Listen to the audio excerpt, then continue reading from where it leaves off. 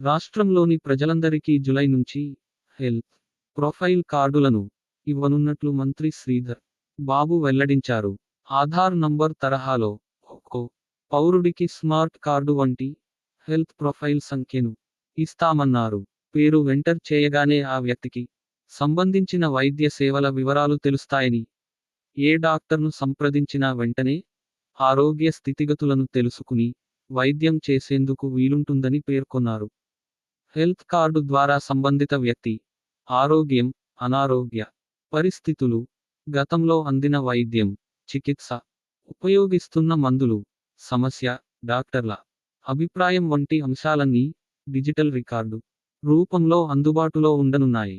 రాష్ట్రంలో ఎక్కడ చికిత్సకు వెళ్ళినా ఈ వివరాలన్నీ ప్రభుత్వ ఆసుపత్రుల్లోని వైద్యులకు వెంటనే తెలియడంతో మెరుగైన చికిత్స, వైద్య సేవలకు అవకాశం ఉంటుందని అధికారులు తెలిపారు.